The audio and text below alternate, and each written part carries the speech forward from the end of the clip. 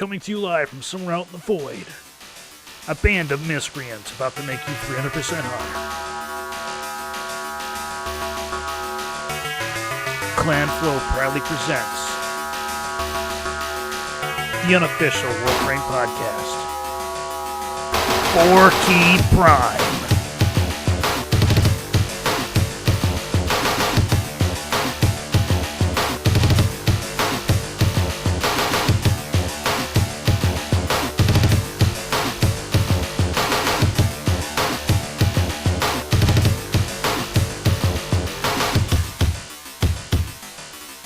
What is going on, guys? Welcome to the first episode of 4-Key Prime, the official Flow podcast and unofficial Warframe podcast. My name is Dirk Deadeye, and I will be hosting this. With me today, I have our clan warlord, Tuply. How you doing? I got Squig over here. Yep, I'm right over here in the corner. Yeah, over in the corner. And of course, we have Malindros.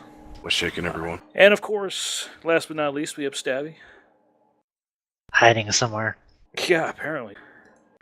So today we're here to talk about Update 13, and you know it's one hell of an update, man. Like, I mean, it's bad enough they give us Melee 2.0, but this Dark Sector thing, I've been struggling to find a way to cover it constructively, and I need you guys' help to sort of explain how this is going to affect the community and the game at large, because it's just not it's more than Complicated is Yeah, putting it mildly. right. It's more than just content. I mean, this is this is a social experiment at best, and Politics. this really should be covered. I think. And that's why I wanted to make sure we had our clan leader here, because we might get just a little bit of insight of what's going on. So what do you guys think about the new update, the Update 13? Well, I think it's probably the best thing to happen to Warframe in 2 years. And by that, yes, I mean before it went open beta. Update 13 adds the other half of the equation. It adds the player versus player element to the game. In a different way, though. It's kind of shrouded with PvE, but at the heart of it, it is truly player versus player. And I feel like it's a very, very exciting chapter in the Warframe, just lifespan, because it's gone through all these excellent updates and improvements and tweaks, and finally it gets the other half of the book, And that's it does this it part. right where the PvP doesn't interfere in any way with the PvE, really. Exactly. It doesn't bring into balance questions because, let's face it, Trinity, Blessing, overpowered in PvP. Yeah, so in a lot of ways, this update allows Warframe to have a PvP element that's viable, outside the Conclave, and be casual at the same time. So it's not like you have to be a part of it in order to achieve all there is in Warframe. You just have to maybe pay a tax once or twice to experience those pieces that they're not getting on an everyday basis. Right. So I think a lot of people are struggling to understand the impact of having a zero tax on the solar rails, and they think I don't really think it's the fact that they see it as they should be free and nobody should pay for it.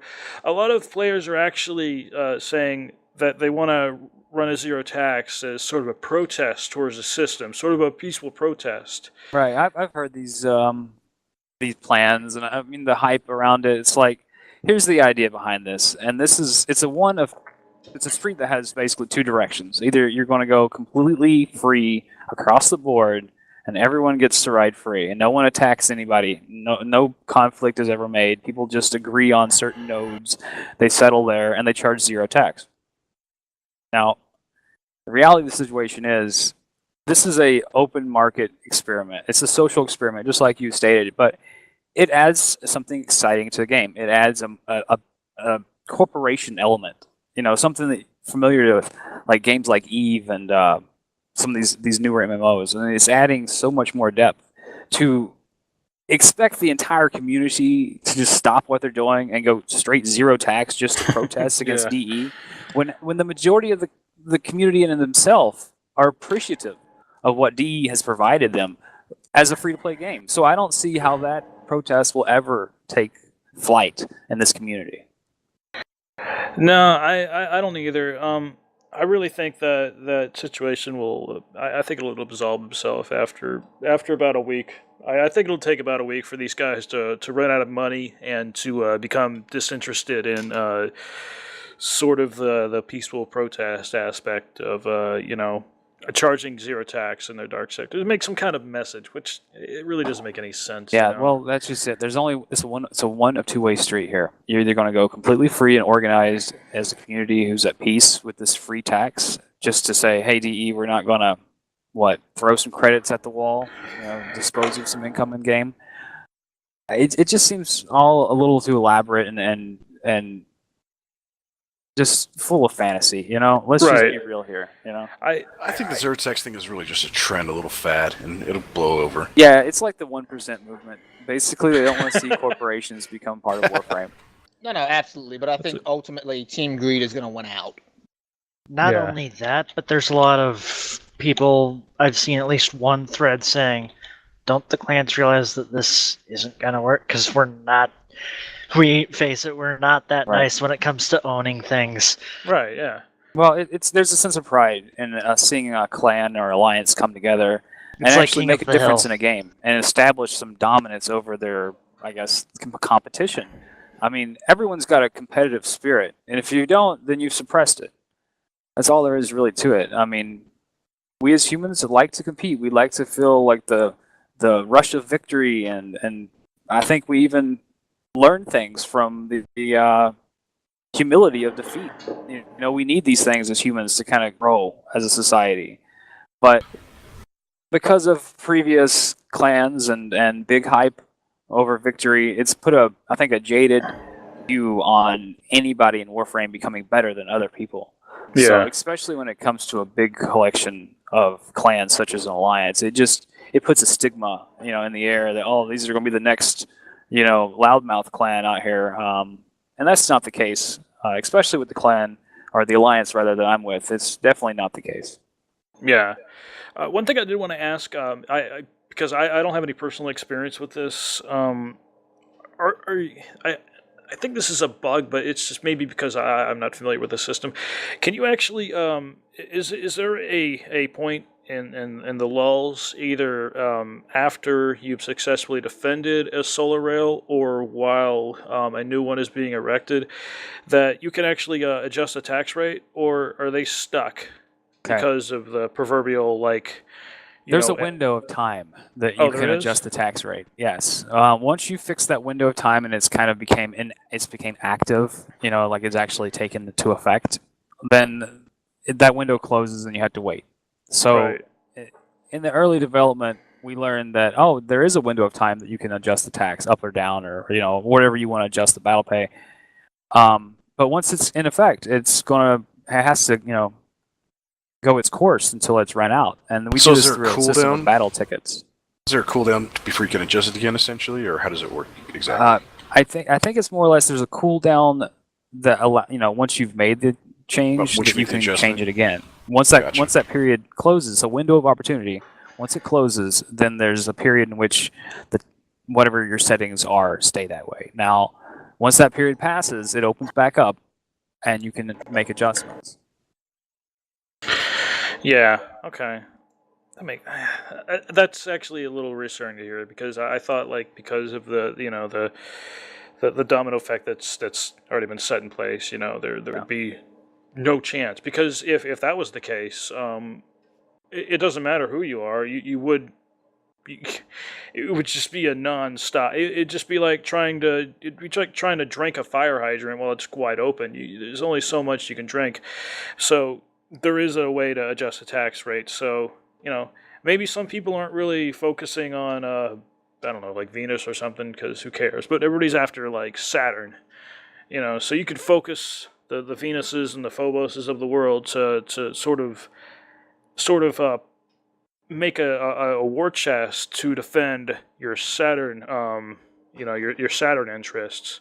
If you have rails outside of there, I was concerned because if initially you set like a 2% globally, and it's like, oh crap, there's no way, we need to jack this up on these outlying systems. We can do that, and that's good to know. And yeah, well, I don't think that honestly there is a lot of unknowns out here when it comes to this new alliance system and how the currency is going to work and everything. I mean, we've basically been working in the dark. We take what feedback we get, we take what assumptions we come across, and we try to compile all that information into kind of a think tank of sorts, where we just bounce these ideas off each other all day until we, then we do some field research and test out some mechanics and some numbers, and we come to an idea of what the tech should be. Now, so far so good. I mean, everything's working out pretty well for us. Mm-hmm. But what we know as an alliance is, in order to make this a happy universe for everyone, we've got to offer a happy pay. And the only way we're going to offer happy pay is to offer higher taxes. Right. I mean, having a 0% tax rate is unsustainable. You're eventually, going to be grinding every day with your clan, doing a ridiculous number of runs so that you can make the credits you need just to keep your tower going at 0% by yourself. Most people we've found have rather gone with a tower that was paying a battle pay than one that wasn't. So on top of the repair of the tower, you're also going to have to include the cost at which you're going to pay everyone who walks through the door. Now consider this: if there's 70,000 people that walk across your front door and you handed them all $1,000, well, you just spent $70,000. Yeah. There's many more than 70 people that walk across our door. Oh yeah. So it's right after an update. There's a ton of people playing right now. What we do is we provide them with a service. We give them, no taxes on our resource drops. They've got access to the Badlands, or the dark sector, excuse me, and they pay a premium for that access because there's only a limited window in which people can actually have this access.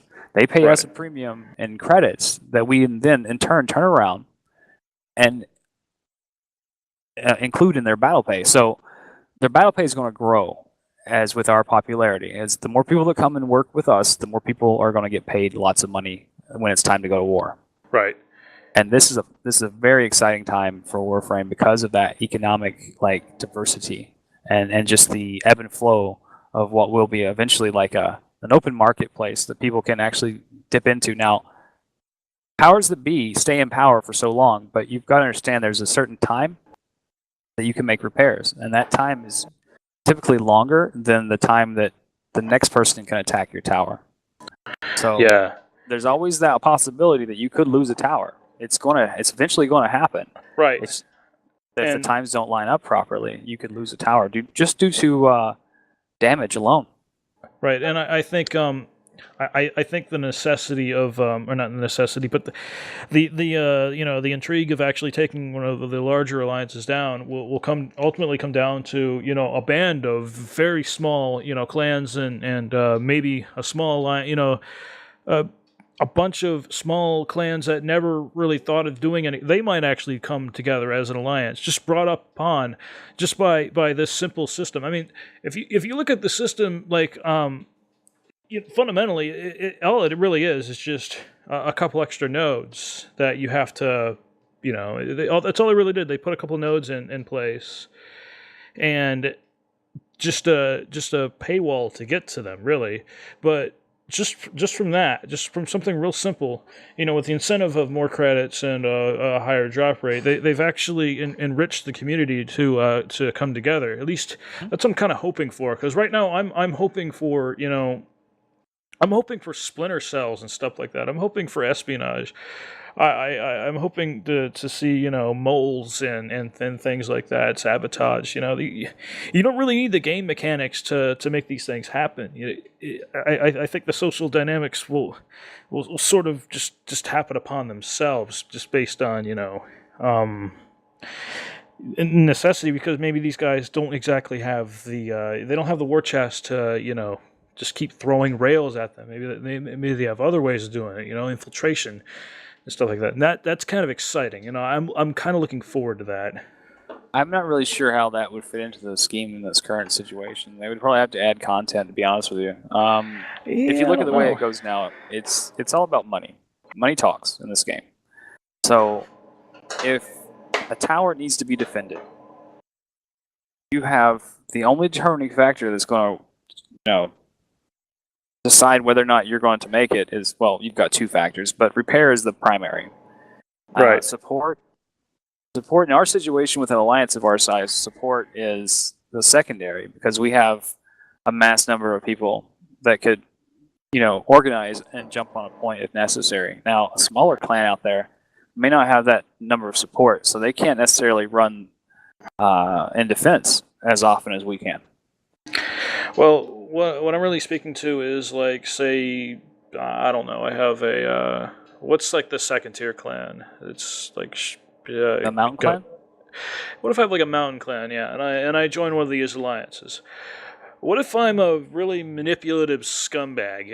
I'm really good. I have that kind of Eve, sort of personality, and I can find a way to get in this alliance, and I can find a way to get into their meetings and stuff, and I can find a way to slowly sow the seeds of dissension between some of the leaders. I can kind of sort of break this alliance apart. Maybe an alliance that has dominance over, I don't know, 10 solar rails. That's kind of what I'm speaking to, really. And I want to see those kind of things happening. I might not. Maybe I'm giving the community too much credit. Maybe I'm just challenging the community to do something like that, because I think that'd be pretty fun. I could see something like that trying to happen. I mean, it's easy to try to cause disruption within a group, dissension within the ranks, especially if that's your intention, but it would be an interesting concept. Well, the way we have it structured now, we have warlords. Those warlords form a council, and those warlords alone, it would take a new warlord coming into that council before there could be a splinter cell. So warlords typically work within their clan's best interests. Now, if they have an active clan, then they've gone to a lot of work to be a spy. If they just come in as a side person who wants to influence a warlord, that could be a possibility. And I can see someone making an alt, making as a warlord and trying to do some infiltration. No, yeah, I'm saying this is the warlord acting as the Oh, yeah. Well, you never know. I mean, that could happen. Yeah, it could be happening right now. It could already be there. Who knows? Yeah, I know. It could have been from the very beginning. There was a splinter cell in this group. Possibly. But let's just put it this way: in the time that I've been with this group, we've made so much progress and so much good things that even if there was a splinter cell that broke us up right now, I think it'd be just nice to know we got there and we did that. So right. I'm cool with that. Yeah, I mean, you still made history. Like, who cares at that point, And just if something like that happened, I think it'd also be just as exciting. So, one last thing I wanted to touch on with the dark sectors was I heard a suggestion about because my problem with the dark side, the battle play is nice, right? We haven't really gotten to a point where a lot of the alliances can actually offer a decent chunk of coin, for people to defend or whatever. But somebody made suggestions about sort of making the defense AI a little more robust, like making them stronger, giving them upgrades and things like that, making the target a little harder to attack. You know what I'm saying? If I can interject there for a moment, something that I think bears being mentioned on the Dark Sector assault / defense missions is that they've actually gone a pretty interesting route with the clones of whoever the opposing alliance clan's leader is, with the various names, because they're actually named after the players. Now, I don't know if the frames are actually ones they use, but they do seem to use an upgraded Stalker AI on those characters, and some of them are very, very deadly. Like, if you see a Trinity in there, it'll use Link, and if you hit that sucker, you're probably dead. going to die. Oh, that's awesome. I didn't see that. Yeah, just like, and that's cool. But things like that, I don't know. But I guess Let me tell you though, honestly, since I've been running these dark sector missions, especially on the contested end of it, right. having come across some of these dark sector 10-0 have definitely put me on my toes. You know, when you walk into a room and you get radio blinded and you're not playing with a frame that can bubble or go invincible, Yes. yeah, you start thinking to yourself, "Oh man, how much damage is being done to me right now?" And Yeah. then you just try to run in any direction. So that does trip me up. I've been switch teleported many times. Yeah, so have I. Haven't been linked too often yet. I just had some really annoying Trinities shooting at me with rifles and stuff, and it's just, it's like, it's kind of creepy to watch them move because it's so unreal. It's like, hey, I've been watching you guys as real players for a year now, and now you're AI, and you still kind of act like real players. And it's like, It's like I've even seen one pull out their melee weapon and block bullets. It's like, dang it. Yep, I've seen that. Well, I got knocked over by a rhino charge. It's pretty awesome. Well, I don't know if you've seen it with the Spectre's behavior, but they'll actually pick each other up. Yes. yeah, they'll bleed out and they'll ask for help. So Yeah, and if you don't shoot those guys while they're down, they will continue to shoot at you. honestly, down. I would like to see an addition to the dark sector where it allows real players to jump into a groups game, just one player out of a group, and he can get a sucker punch in. You know what I mean? Here's Dirk's idea. That can of worms. No, yeah, that player acting as a stalker, kind of. Oh. Not even a stalker. Just No. say in the dark sector, there's random 10-0 that run around. Well, one of those random 10-0 might be an actual player. I would love that. I would love that, and I think it would work if you just was, instead of taking your own stuff in there, because I mean I can just grab my Boltor and If they give you a set weaponry to use, that'd be fine. yeah, I don't think there'd be a problem with that, and it'd be pretty cool. And I don't know, maybe that would be a reward for defending. Like the more you defend, the better of a chance you get to interject yourself into the conflict. Yeah. And I think that would bring incentive, to defend. And the attacking side, I guess the attacking side would be, it's just a thrill to fight that guy. And if you do kill the attacker, maybe get a I would say decent chunk of 99% change. of the times the attacker is going to die, because if you consider how squishy 10-0 are anyways in the dojos and in Conclave. So 1 10-0 against 4, it's most likely that 1 10-0 is going to die. So he might be able to get a lucky one shot on one of your crew and take him down, but he's probably going to get ganged up unless you guys split up. If you split up, he can take you out one at a time. And that would encourage people to stick together. Yeah. And and if you go into pubs, like you always see people just they fan out. It's ridiculous. Like there's always that guy checking every locker. There's the guy that's failing miserably, like trying to Zorn copter, such as myself. There's the guy that's going 60,000 miles an hour. Like he's like at the exit. Well, I'm like halfway through it. And then there's the other.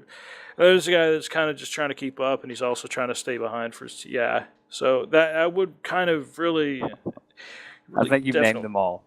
Yeah, I think I did.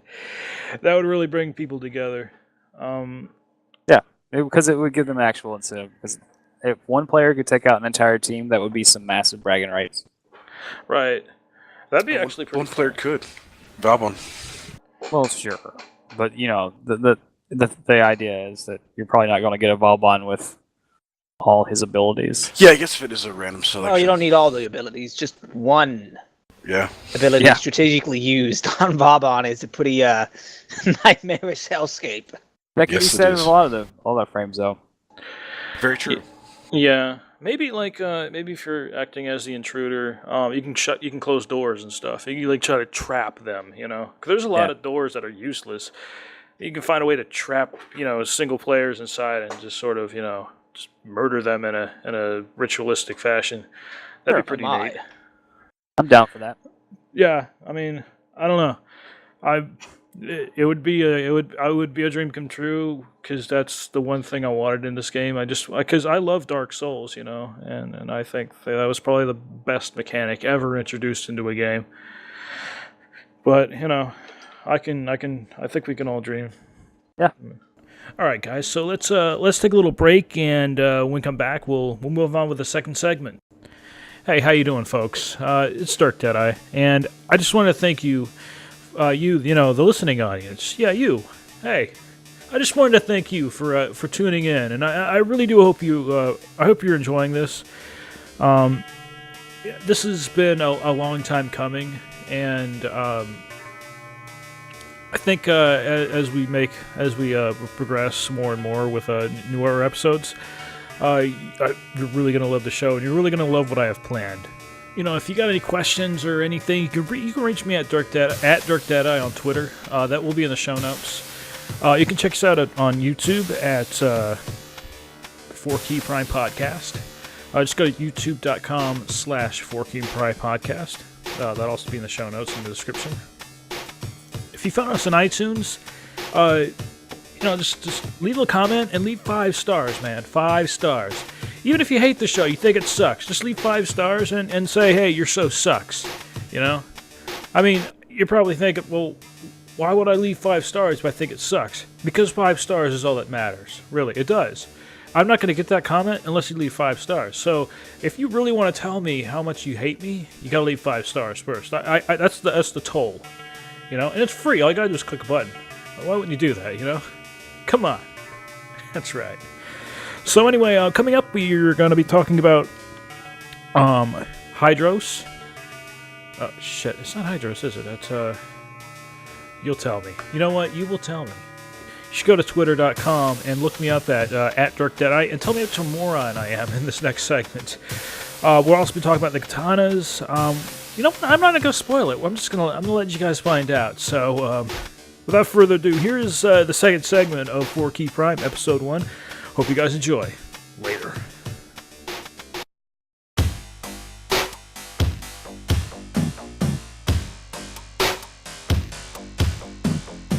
I don't use Warframe powers often, but when I do, I prefer the 4Key.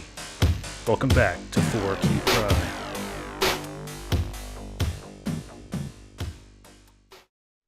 So what else was new in Update 13 here? Well, So, I guess new weapons. what do you guys want to cover? You want to cover the the new weapons yet, guys? Why don't we cover the new katanas? It's really popular with the community. It's something they've been asking for a long time. Yeah, You think it lives that up and to the fact that expectations? there's 2 variants of it. yeah, and I Well- think it's pretty cool. I think part of the reason for the 2 variants, I was actually really annoyed personally at first with the 2 variants because I was like, why? But then I gave it a little bit of thought, and I'm thinking that simply due to the very high demand for it, they decided that it was best to have 2 variants because that way they could offer one that had a relatively low requirement to be able to use it, and one that is a little bit more true to the potential but has a higher mastery requirement. Yep, basically one to give the newer players a taste, and another for those that have played the game for a while to really enjoy.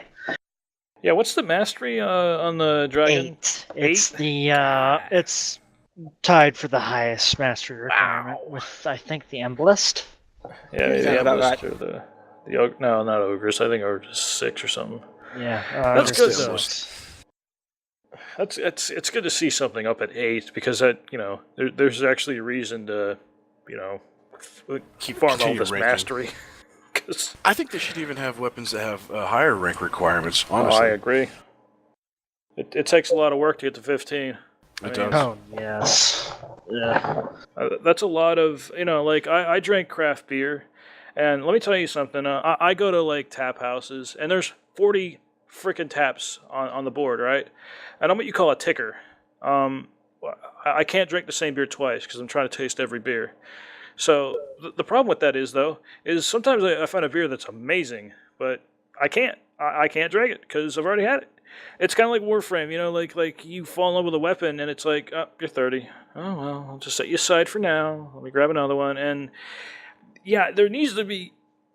I think there should be a little more incentive to to the mastery to get better weapons. Maybe they'll come with a focus system, but we'll probably cover that in a later. Well, I think if you don't mind me interjecting, No, I know it's a go little right off ahead, man. I topic, appreciate but with the focus, I can't be sure, but I think they mentioned that mastery may have a effect on how much you're able to do with it, like essentially unlocking skill points for you to then invest Yep. towards. Bob's your uncle. Essentially, a higher mastery means you'd be able to invest more I into the focus. I think and one do thing more. that would really help with the whole mastery thing is just like half experience or a quarter experience for forma leveling. I mean, not a lot, obviously, but a little. Have any of you guys used the new Attica, the Prima? I like it, crossbow. I have used it. but I actually quite like it. Is I it- definitely. No, go ahead. I was gonna say I definitely enjoy the fact that it has innate punch through. Oh, does it have an NH through? I It didn't has notice that. innate punch through. It's Yeah. got a little bit of an arc. It does. It does have some fall off. The punch. Do we know very how nice. much punch through it has? I've shot through personally 3 people in a row Really? Damn. without adding shred. any punch through mods. Yeah, without any punch through mods at all. Oh, very nice. Wow. Yeah, it's very nice, and it deals a fair amount of slash damage, which Well, is both good and bad. So I haven't had a chance to play with it yet. I haven't built it yet. Does it kind of act like the what's that sidearm crossbow? It's sort of a burst. no, Ballistica? it No, it behaves does very not. different, thankfully. Ballistica. It behaves. Oh, how to put it? Semi-automatic. Semi-automatic, basically. Uh, yeah. Yeah. It's Click, got a click, semi-automatic click, fire rate, but it's actually fully automatic. Like you can just hold down the button. Oh, you can? I didn't Oh. tried that. Oh, I you didn't get a bother with charge that shot, because you or need- is he just No, keep shooting it- bolts? it's not charged. No charge Okay. mechanics, thank God. I just keep bow. That's all I can think about it when I think of a bow. So it is a full-on repeater then.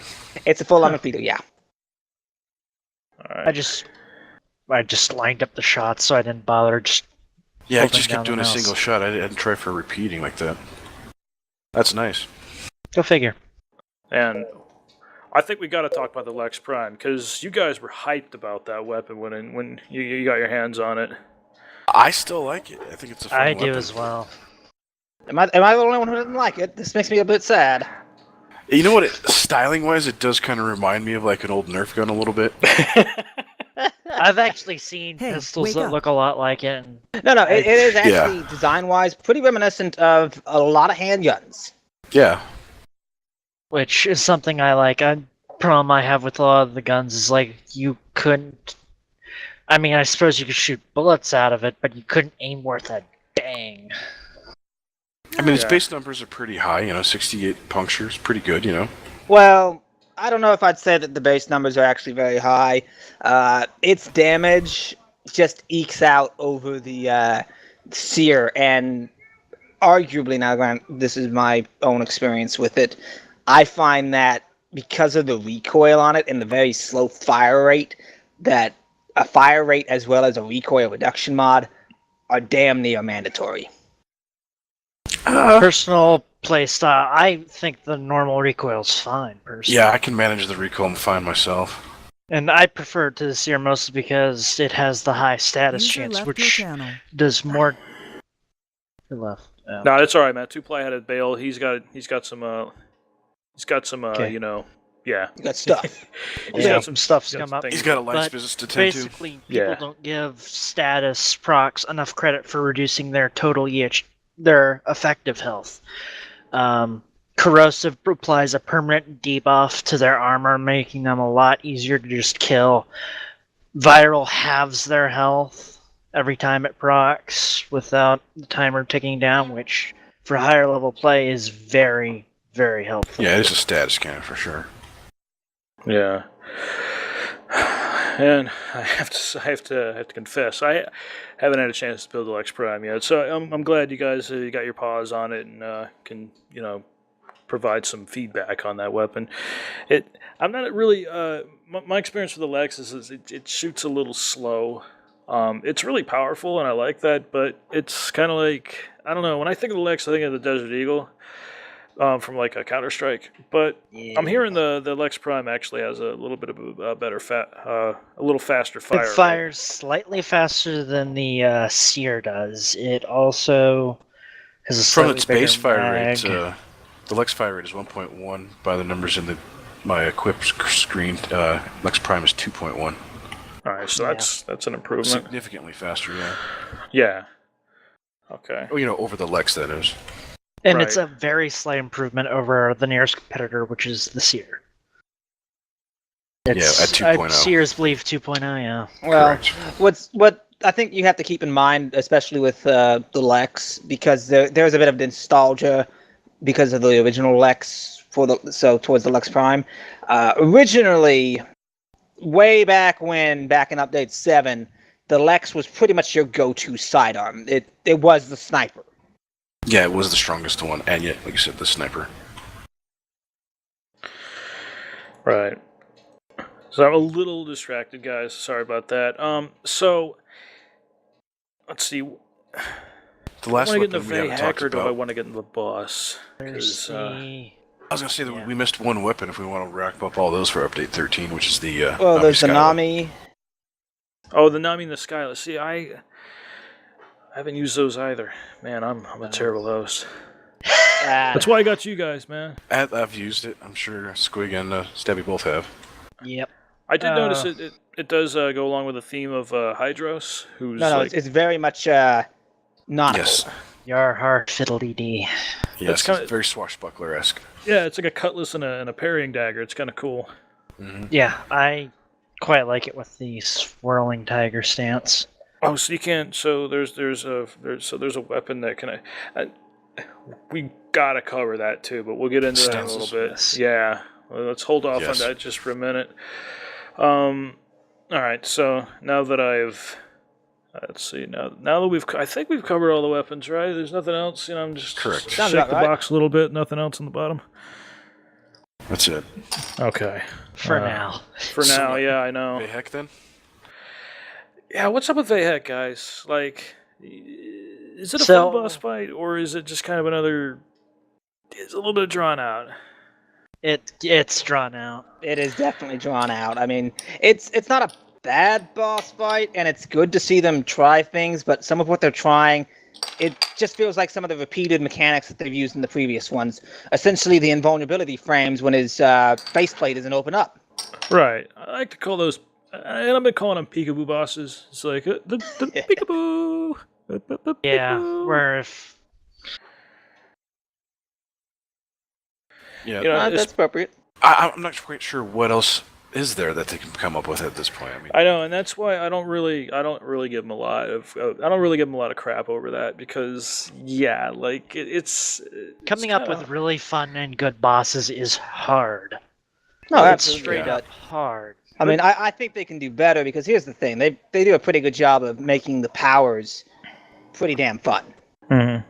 Yeah. I mean, if they can do that for their Warframe abilities, and considering how often they release Warframes, and they can keep them relatively exciting and new, Well, they I definitely like to got hope they could do the same for the bosses. they've definitely got creativity when it comes to the Warframes for sure, but it seems like they're struggling with creativity when it comes to the boss fights.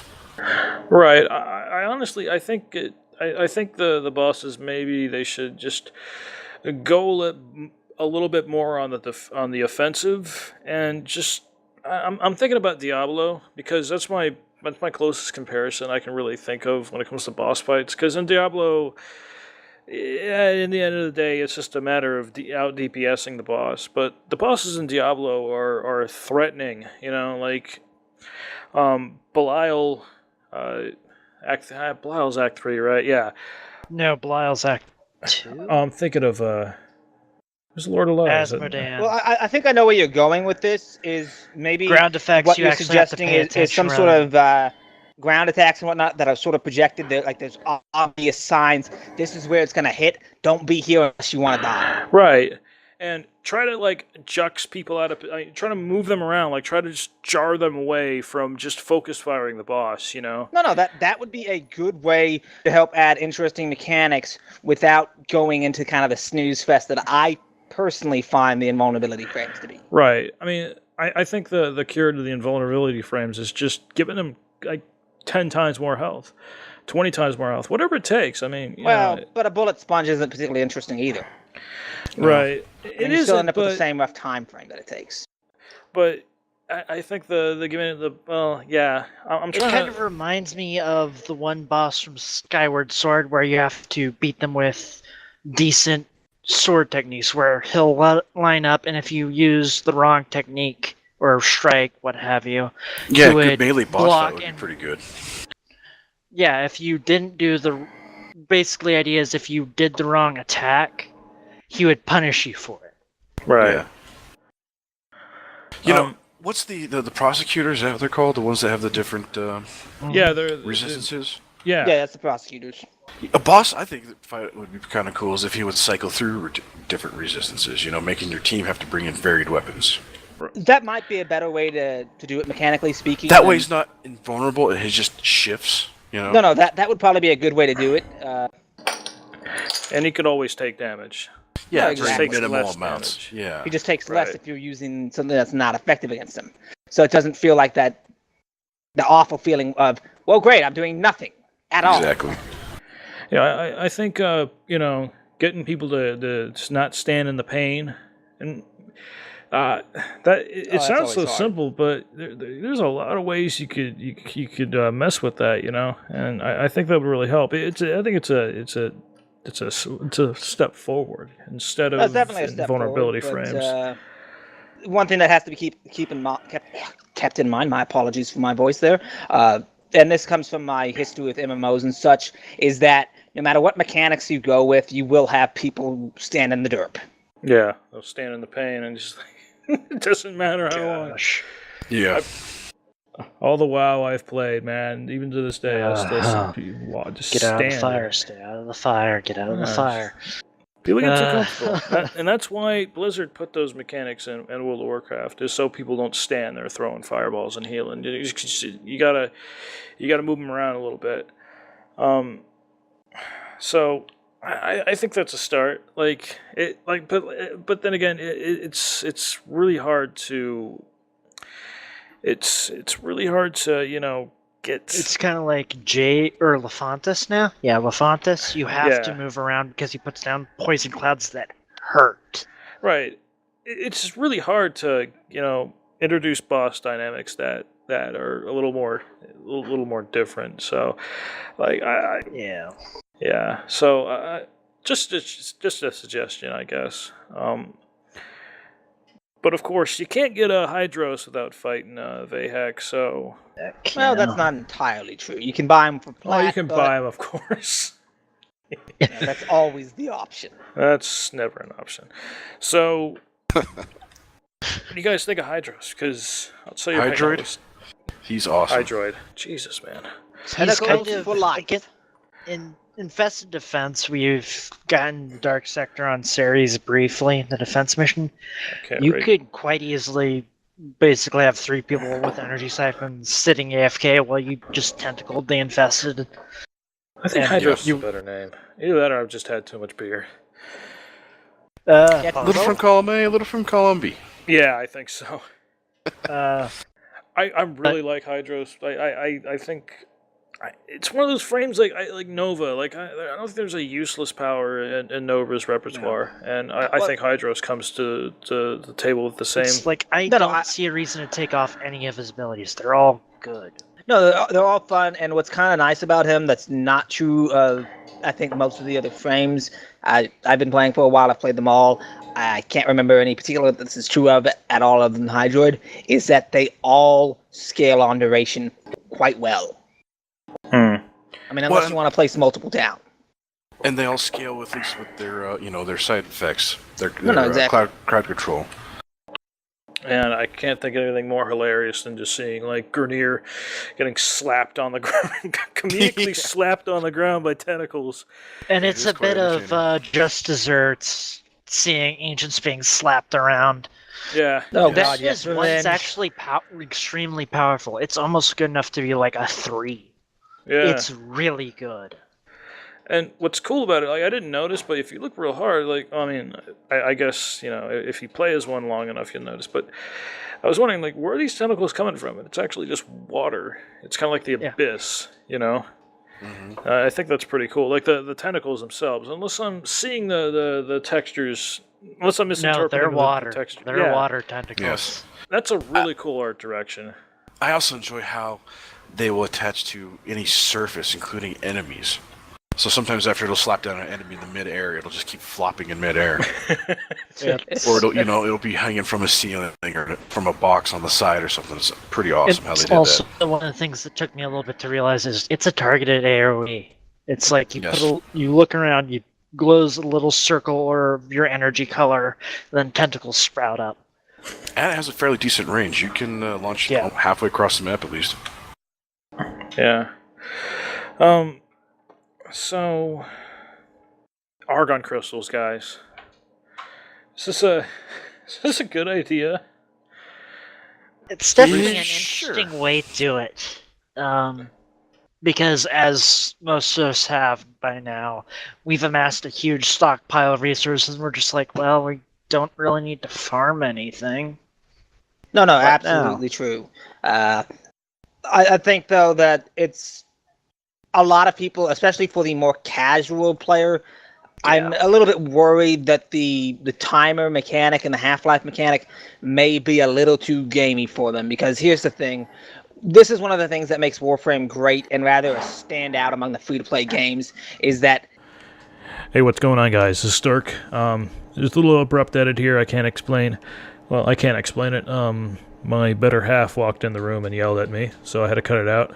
This is the price you pay for being a nerd sometimes. Anyway, on with the show. Something. Squig was making a point about casual players. I was saying that one of the beautiful things about play mechanic in Warframe is that even as a casual who spends no money on this game, and I think this is important for a free-to-play game's life, is that you can obtain everything with dedication and maybe even a little bit of trading. Yeah. Yeah, you can get everything in game. You can get everything. You know, my biggest problem, my biggest problem with Warframe is that it is free to play, but you have to pay for slots, so it's kind of not free to play. But with trading, it doesn't matter anymore, because if you farm enough, you can get plat from people in trade channel, and you can buy slots. Then that loophole's gone. So No, I'm good absolutely. now. Yeah, yeah. It's certainly one of the least offensive as far as what it does mechanically, free-to-play wise, Yes. among the variety of offerings. Yeah, I'll leave it at that, because some of the market. No, not going there. So anyway, I don't know. The thing I do like about the argon crystals is they're really not that hard to get, and you only need a couple. So it's not bad. No, it really isn't too bad. And since one of the prime reasons that people are going to need argon crystals, other than the katana, which does require some in the construction of both varieties, is hydroid. And one of the nice things is, I don't know how many of you all have actually played Vayhek's run, but he does, the whole mission there can drop argon crystals. Right. Not only that, but Heck usually drops at least one. Yeah, he will almost always drop a argon. So you can actually, that's kind of cool, because you can actually get the resources you need for the frame, because the rest of the resources are cheap. You know, you don't really need anything else. It's just those crystals. The crystals are going to be the one that will probably hold you back a little bit. Maybe your open cells to a tiny degree. I mean, but other than those two, Yeah, depending most where you're people at don't in have the a game. resource issue. Right. Yeah. Yeah, like, so if you're focusing on farming hydroid, you're getting everything you need. No, I think that's cool. I think Unless you get lucky and Yeah. get it in like 3 runs, in which case you will come up short probably. It does Wait. help having the resource boosters like I'm running. You know? Yeah. Well, yes, but we're not going to go into the resource. How long exactly is the Vayhek battle? I mean, I know I've been through it multiple times. I have hydroid, but I was a little drunk. It really depends on your group. I mean, Yeah. I've had It's- some that were pretty quick. I've also had some that, due to various reasons, took a long time. Yeah. See, I've got the impression most of my runs were pretty damn quick. No, it's really not too bad. It's kind of boring.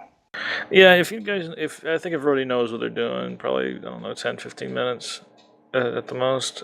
Longer if you don't, or if he's being stubborn.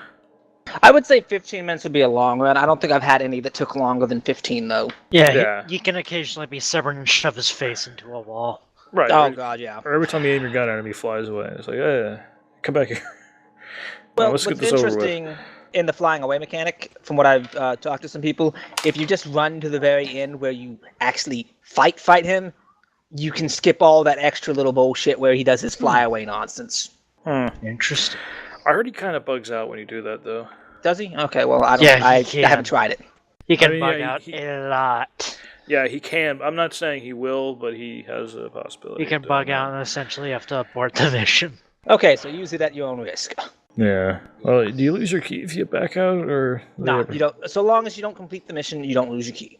Yeah, because I don't really back out of many key-driven missions. So technically, you could probably, even if you're really trying for a particular part, at the very end, if you're the host, if the part you need doesn't drop and everyone's okay with it, you could probably just Alt F4 as it's doing the load to the exit screen. Yeah. So, what was that? Okay, Roadhouse. so Roadhouse. Almost forgot Roadhouse, man. Shit. I'm almost done with this podcast. We didn't talk about Roadhouse. Yeah, we've gone for quite a bit, and I think we haven't even Melee touched on 2.0. the Oh, Stances. jeez. Yeah, we need to the cover stances that. of Melee 2.0. oh boy. And this is actually something this is something I've been looking forward to. I suggest, I'm not going to get on my high horse or anything, but I suggested this like eons ago, use Melee as a primary, because one of the things that actually got me into this game was, I think it was like watching Total Biscuit or something, or I can't remember who, and playing Warframe, and he hops in as like Excalibur, and like the first thing he does is pull out a katana and just cut a dude right in half, and I'm like, okay, I want to play that. So I like forged around, and I got a closed beta key, and I started playing, and that's all I did for the longest time. I would just run around friggin' Mercury, cutting dudes in half. It was like, oh, this is awesome, yeah. Later on, I found out you can actually use a gun, and then I got into the gunplay a little bit, but I always yearned for, I kind of wanted to be Strider and just run through the map and just cut people in half and stuff. And this is starting to open up those avenues, finally. And I talked about it in the forums. My suggestion was a little crazy though. Like I wanted like multi-button combos and stuff like that. And people were like, "You're insane!" And I was like, "No, it'd be fun." But there are combos, and there are different stance mods, and why don't you guys tell us a little bit about those? These stance mods, well, where to begin? Introduces a new polarity, what they call ward, I believe. It does. Word. It looks almost like a sideways tree. Yeah. I haven't seen that on any of the weapons yet. There's a have found few. I believe the Dark Sword bow. for sure, I know it's on there. I just It's on finished. the bow. I think I have my Dark Sword sitting in completion for like I have at least 20 different weapons ready to go. I just never pull them It's out. on a few of them, but not as many as it should be, I think. I haven't Yeah. made it all the way through all 53 melee weapons yet, but No. Well, It's- with how definitely many on the dark stances sword. they are and the difficulty of obtaining them, it's gonna take a while to get through Yes. everything. oh, yes. And that's especially if you're wanting to try them with as many stances as possible. and Because of course I most want of to the do weapons, of course, have 2 stances. So Yes. No, some don't. do the moves the stances sort of change the move set, or they give you They do. more combos? They either give you more or less combos. They affect, when you have them equipped, they affect basically the most basic combo, just mashing. Let's see, what else they do? Combos, mashing E. So Got it. yeah, so they do change the move set, or they They can, yes. They do change the moveset, and they also allow you to get your combo counter up. Oh, okay. It's Well, what To be fair, even without a stance, I do believe the combo counter, as well as the combo counter will bonus go up does as long as activate. you Yeah. have it. As long as you have it equipped, or your sword drawn, your gun put away, it will Your go melee up. You can still get the combo counter with That's your that. primary. Yeah, you Yeah. should still get your combo counter. It's more of a hit counter, really. Combo hit, you know what I mean. It's all good. That number you build up on the lower right-hand side. Yeah, I noticed that a couple. Like when I first started using them, I was like, "What?" I kept seeing stuff going on down there. Like, what's going on down there? And yeah, if you string enough attacks together, man, like you really, you can get into four-digit damage numbers easily. Yeah, the multiplier caps out at 4 times, which can be a lot. That seems like a kind of a low cap though, because that's only a 20-hit combo to get that. I mean, No, it isn't. It's much Is higher. it- It's over is it 100 40? hits. are you sure? Yeah, I've gotten it on series when I was running around with the Anthus against the Prosecutor. Because I had the Did you wrong get any damage screenshots? type on. What was that, Malindros? Did you get any screenshots of that? No. No, what the hell? I want to see screenshots of 100-hit combos. Let's throw this out there to everyone. There's your melee challenge. Yeah, there you go. Yeah, if we can get 100, I don't know. Maybe that's too easy. About 500. I think 500 is good number. Yeah, let's just see what you got. There's some crazy people out there, man. I'm sure there are. So, But, yeah, good. I was gonna ask, like, Where to get them? yeah, there you go. Yeah, Very where to good. Well, the better question is, where can you go that can't potentially get you one?